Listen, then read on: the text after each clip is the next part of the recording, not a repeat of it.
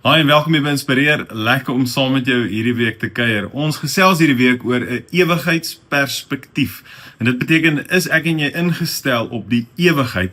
Dink ek en jy vanuit 'n plek dat ek en jy ewig gaan leef? Met ander woorde, die dag wanneer ek en jy sterf, verwissel ons net adres, maar dat ek en jy ewig leef in en saam met Christus. Nou ons reis so 'n bietjie saam met jou hierdie week en vandag wil ek met jou deel, hierso uit 2 Korintiërs hoofstuk 4 vanaf vers 16 af.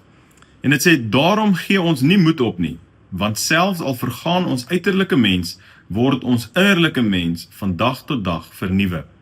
Want ons ligte en tydelike verdrukking bewerk vir ons 'n gewigtige en alles oortreffende ewige heerlikheid, terwyl ons nie let op die sigbare nie, maar op die onsigbare dinge, want die sigbare is tydelik, die onsigbare is ewig.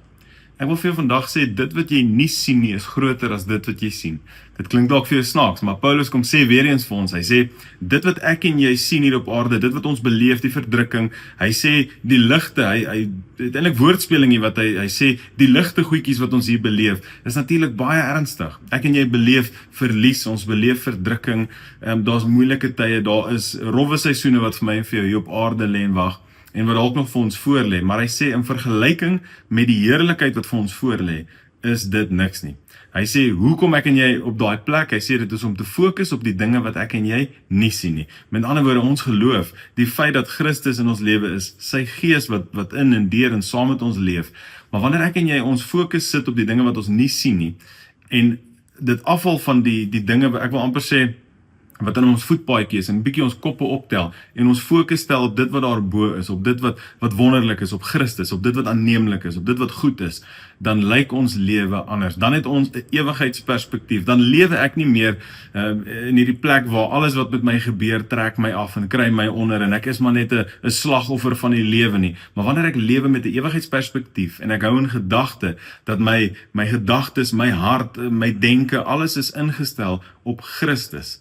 Dit is ingestel op dit wat ek nie nou sien nie, maar dit wat ek weet die waarheid is, dit wat ek beleef in my lewe, sy nabyheid wat ek voel, dan lyk my lewe anders. So kan ek en jy ons fokus skuif van, ek wil amper sê die distractions, die goedjies wat my en jou aandag kom aftrek hier op aarde, die goed wat vir my en vir jou wil vertel, ons is nie genoeg nie, ons het nie genoeg nie, dinge is te moeilik, dinge is te veel, ons het nie tyd nie, en kan ons dit vestig op Christus, hy wat ewig is. Kan ek en jy daai ewigheidsperspektief hê en hierdie week ingaan? Nou, almal van ons gaan hierdie week met jou deel oor hoe lyk hierdie ewigheidsperspektief. Hoe kan ek en jy ons hart, ons fokus en ons denke skuif na 'n plek toe waar ons weer eens onthou, maar ek leef ewig. In Christus is hierdie nie die einde vir my nie. Ek verwissel net adres. Ek is net tydelik hierso, maar dit wat vir my en vir jou voorlê, is soveel groter, soveel beter, soveel belangriker as dit wat ek en jy dalk hier en nou beleef.